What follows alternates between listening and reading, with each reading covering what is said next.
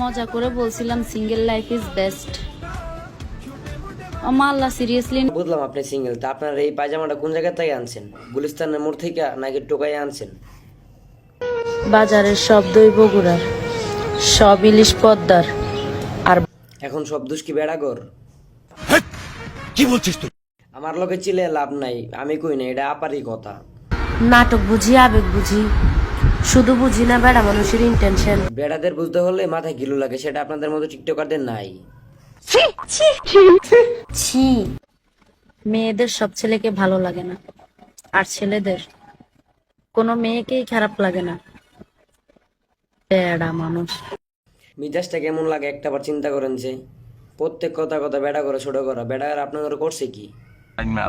মানে আমি ক্ষেত্রে যদি বলি, আল্লাহর রহমতে আমার কাছে সব আছে, শুধুমাত্র যেটা নাই সেটা হচ্ছে একজন পুরুষ মানুষের ভালোবাসা। আচ্ছা, আপনারা মেয়েরা ভালোবাসা কেমনে পাবেন? আপনারা তো ভদ্র পোলাপান চোখে দেখেন না। এই তো আঞ্জেটি পোলাপান প্রেম করেন, দুই তিনটা ঘষা দেয়, পরে ছেড়ে দেয়, পরেই তো বেটারা খারাপ হয়ে যায়। হ্যাঁ, হাসি খুশির দিন শেষ।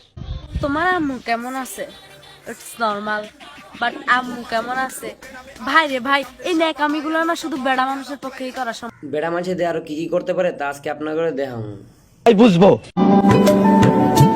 ভালোবাসবো বাসবো রে বন্ধু, তোমায় যতনে। তো উন্নয়নের পিছে কত বেটা গো হাত আছে, তা একটাবার চিন্তা করেন। যদি হও গিরগিটি, আমি হব প্রজাপতি। রঙের খেলা না হয় দুইজন একসাথেই খেলবো। এত এত রং রঙের খেলা আমি পারি না, বোন মাঠে আসো, চলো ক্রিকেট খেলি। তো খেলবো, খেলা হবে, খেলা হবে।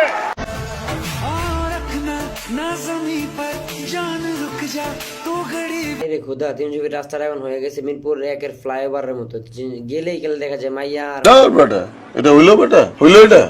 আমি যে কি মাল, ওটা যদি তুমি বুঝতা পাল তাইলে নিজেই কইতা ওরা আমি পড়াইতে পারছি, এটা আমার কপাল। আপাই যে কি মাল কে বুঝলাম না, আপা হইছে নামি দামি ব্র্যান্ডের মাল।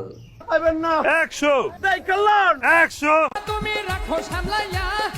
যদি যৌবনটা না সামলাইতে পারো ভাই, মহিষটা দেখতেছো না ভাই, মহিষটা প্যান্টের ভিতরে এমনি ঢুকাইয়া দিবা, তাইলে দেখবা যৌবন জ্বালা সব ঠিক হয়ে যাইব। সঠিক বলেছেন।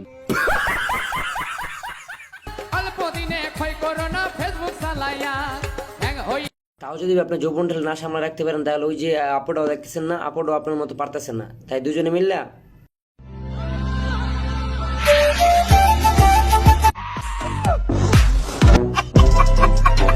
হেই গাইস, সবাই কেমন আছেন? আশা করি সবাই ভালো আছেন। এই ভিডিওতে যদি কোনো ধরনের ভুল ত্রুটি হয়ে থাকে আমাকে ক্ষমা দৃষ্টিতে দেখবেন। আর ভিডিওটা শুধু বিনোদনের জন্য বানানো হয়েছে, কেউ ভিডিওটা সিরিয়াসলি নেবেন না।